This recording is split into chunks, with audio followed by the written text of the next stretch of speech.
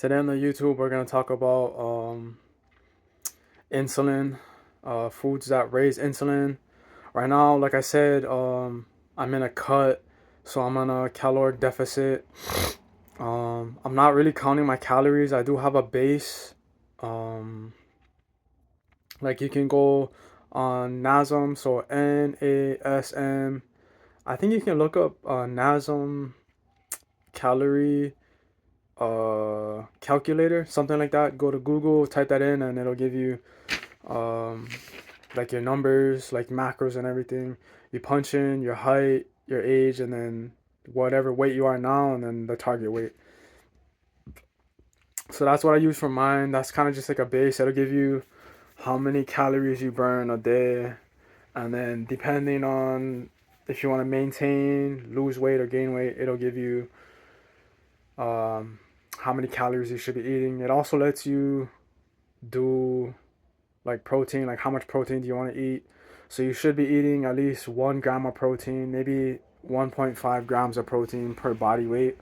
So my target weight is like 145, so I should be eating like 145 grams to 150 grams of protein. So right now I'm at I think like 165. Um, when I first started, I was like 198. I mean, this is kind of general because uh, I gained weight. So I was at like 145, and then I gained weight just because the environment changed and things, a lot of things changed. And I also got to be in a kind of a new place, so got to eat a lot of things that I haven't had. But anyway, so I gained weight, went from like 145 to 198, 200 around there, and then now I'm dropping back down. Like I said, I'm 166. The goal is to drop down to 145, so I have about like 20 more pounds to lose. I'm not really going on body fat percentage right now. I'm just kind of going on how I feel. I feel a lot better. Um, I would just say that. I mean, with the amount of weight that I lost, like running and stuff. I never liked running, so I mean that was never like a something I like doing. But I noticed that running, it just feels a lot better, and then in general, I feel a lot better. But I do want to lose a little bit more and then cut to the 6% body fat. I was 6% body fat before, but at that point I was definitely counting calories and watching like my protein intake. So high protein intake, like I said, a gram to 1.5 grams. Um, so this is not my first time doing this. I always go up and down. Some people have asked me, how come you go up and down? I mean, it's uh, for me, a lot of things change. I'm constantly changing, and then I think when I was younger, just my nervous system was used to being, I would say, dysregulated. My environment shaped that, and I was conditioned to uh, function in a dysregulated nervous system. It's gotten better. Like I've learned ways to regulate my nervous system. Um, but yeah, and then just different goals. You know what I mean? Like once I get to a goal, I sometimes will just let it go. You know what I mean? And then I'll just kind of whatever. Like I'll maintain it a little bit, and then I want to gain some weight. It just depends on whatever goal I have. So I mean, it's not like I can't gain weight or gain muscle, and then it's not like I can't lose body fat. So this I've done this before. If this is your first time, it probably will be pretty strenuous. Um, and then fasting. So I add fasting to this. Like recently, I've been fasting a lot, and this is I think I've talked about this in other videos, but I like to fast for what is it 24 3 yeah, so I like to fast for like 3 days, and then I like to break the fast with like eating something. So normally it would be like a protein, go straight for the protein and then some vegetables. I might do some carbs, um, but that's really not what you want to do, especially if you're trying to regulate insulin and cut weight. So I'll talk about some foods right now that increase insulin production. I took some notes. I looked up some things. So the biggest things that increase insulin production are refined carbs and added sugars. Some examples of this are sugary beverages, white bread, white pasta, pastries, processed snacks, potatoes, white rice, and high fat dairy. So that's kind of a lot of things. Like sodas, even some juices, like fruits and stuff are good, but fruits are actually carbs, and so are vegetables. So, um, depending on you uh, when you eat them, you know what I mean. You kind of want to eat them early on in the day, um, and then kind of towards the end of the day, you want to kind of taper off of carbs. You could still do protein. You could have a little bit of carbs, but it you want to have bigger portions of carbs in the morning and then in the afternoon, like lunch, and then you want to have more meals. So you want to eat more, but just of the right foods. So look up some foods. You can do some comparisons, like if you do white rice compared to like sweet potato or lean ground beef, things like that. You can all go on Google and find the comparisons because what you're eating might be high calorie, whereas you can substitute it for something low calorie, and then you can eventually eat more, which means you will be fuller in the long run. But then also know that your stomach is only supposed to be only like the size of your fist. So really, I found for myself, and I know other people have said the same thing, is it's more of an addiction. They're addicted to like the insulin or the carbs. So that gives you like a spike of energy, and then so basically also dopamine. That's kind of natural, you know what I mean? Your body is getting energy, and it gets a spike of dopamine every time you eat, or it should. Not everyone is like that. That's a Getting dopamine when you eat is a normal thing. For some people, it's a lot more, and that's where they get into addictions. So the addictions could be like the sugar, and then like the carbs that will raise your insulin, and then your body will get used to that much insulin. So what your body does is it'll overproduce insulin because it'll think that's your new normal.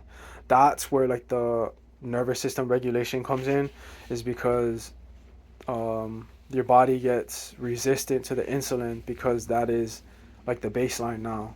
So it's always good to fast. Like that's one thing about fasting that I like, that I noticed myself, is I've noticed that inflammation.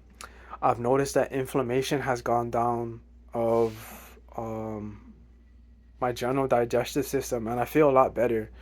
But throughout this process, I'm also drinking a lot of fluids like waters, teas, especially in the morning. Like I call it a fat burning drink. So it's cayenne pepper, cloves, maybe like a tablespoon of honey, and then one cinnamon stick. I break it in half, and then I'll either add like a green tea. The base would be green tea, and then just mix those things in together, and then drink that first thing in the morning.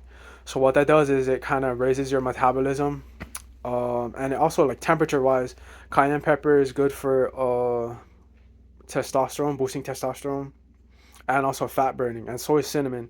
So that's why I do this in the morning. And then green tea is good for fat burning as well. So I drink that in the morning, and then lately I've been doing like a morning cardio. Uh, Same thing. So like fasting, not eating, and then do the morning cardio. Recently I started running, so that's where the whole running thing came in. Cause for a while in the beginning, like I think when I was 198 or whatever, I would run, and then I don't know, I kind of just got over it for like a little while, so I stopped, and then I substituted that with morning cycling. And then you can always do something else as well. Like you could do like a punching bag, whatever type of cardio that you like. Do something that you like because it's a lot easier uh, to stick with it. I know running for me is something I kind of force myself to do, but something that kind of curbs that is the music. So I tend to listen to like techno or like house music when I run. It just kind of puts me in the right mindset, or even like a rap, hip hop, something like that. Something where the beat is fast paced, so I can kind of get in that mode of like, okay, movement. And then I've noticed, if you want to add in like a little bit of a spiritual, so I've noticed that to me, I've changed my mindset on like the actual fat. Fat is more of like a death energy to me, just because it's like holding, it's like stagnant, it's just staying there, and it's not really moving. So I'm thinking about it consciously of moving the energy, which is like moving the body, working my muscles, things like that. And then also kind of seeing the fat as like actual death, like the energy. So I'm letting it go, spiritually, mentally. So it kind of helps me focus on my muscles, and having my uh, fat being burned off, like kind of just slide off my body, and then seeing my skin and everything just kind of tone up, like tighten up. So that's the goal right now. So if this is your first time, you're probably gonna have a roller coaster. You're gonna be doing really good, and then you're gonna fall off track, and then you're gonna just probably get off of the diet, and then that'll happen for like a while until you kind of dial it in. I've noticed for myself as well too is when I'm fasting, like I said with the inflammation, I'll feel a lot better, so that becomes my baseline. And then when I do choose to eat, like I won't eat as much. But it's also, you can use water to kind of curb that as well too. So if you drink water before you eat, you'll actually eat less. Um, but do be conscious of what you're eating. Like eat like protein and everything, vegetables, enough to sustain whatever your goal is. Uh, yeah, that's pretty much it. I touched base on this in some other videos, but that's kind of what I'm currently doing right now. Uh, I'm going more based on like look, and then like the actual weight, like the mass. I feel a lot better. I'm looking a lot better too. It's not where I want it to be, but I also have like 20 more pounds to lose. But then know that it's not only just gonna be fat. I mean, it's possible to just lose a lot of fat, but you have to really dial in the diet. So unless you have been doing this for a while and you're really disciplined in the diet, counting calories, it's gonna be kind of hard. So kind of be realistic with yourself, depending on how experienced you are and what is the reason why you're actually doing this. I'm doing this more for a health reason, and then I also want to look and feel better. So it's kind of both, you know what I mean? The look better for myself and then feel better. So uh, hopefully that's some of the reasons you're doing it as well. Like I know some people, they're kind of forced to do it because they're sick or they have like a major health problem, so they have to focus on the diet. Um, I've helped people with that before. I kind of don't really like to do that because it's the person is not choosing to do it. I mean, they're more forced to, so it can be more of a struggle for them. But I've helped people through that process. Um, but the best case scenario is when you are choosing to do this for yourself, for whatever reason. Maybe you want to summertime get the body, get the abs to, or go to the beach or the pool or whatever. Like you can be out in the sun and taking your shirt off and just going around. Or if you're a woman, you might have the two piece and you wanna look good for a particular guy. But hopefully you're doing it for the right reasons. That'll help you along the journey as well too. When you kind of fall off track, like, uh, why are you doing this? So those are some things that I've struggled with and that have kept me going on the path. But I've just kind of gotten used to kind of not eating, like with the fasting. Like I've noticed around like 2 days, like 2 days, it'll kind of taper off. Like I won't really be hungry anymore, and it'll be there's like a baseline of that's just how I feel, and then I get used to it. And then I have to remind myself like, okay, like to eat and things like that, because if I don't, it'll be kind of a while where I don't eat. So just be conscious of that as well. You might kind of go through a similar thing where you get used to the feeling of just kind of not being hungry and you're just going. But also work with your workout regimen as well too. Like if you're not as strong in the gym, then you also need to take that into account. Like what is the trade-off? Like do you want to be just looking really good but maybe not lifting as much, or do you want to kind of balance it out where you want to look decent or good and still have a lot of the strength? That's where the diet comes in a lot more, because carbs help you when you work out, but um, eventually you're gonna have to cut out a lot of carbs. Like you still have to eat carbs to get energy, like I said, but you're gonna have to cut out a lot of foods and things that you might like currently that you're eating. So just know the sacrifices that you're making, and hopefully it's worth it to you. To me, it's worth it. I feel overall better, and then knowing that I'm choosing this for myself, like health conscious, it's kind of a boost as well too to keep going and staying in on path and on the direction. But yeah, that's pretty much it. Go to my website. My link should be I think on my socials. If not, at least on my socials, my Facebook should be on there, and then on my Facebook it has my website, has my different services I offer. If you're interested, let me know. Message me. As always, like, comment, share these videos. Thank you for watching them, and I'll see you on future videos.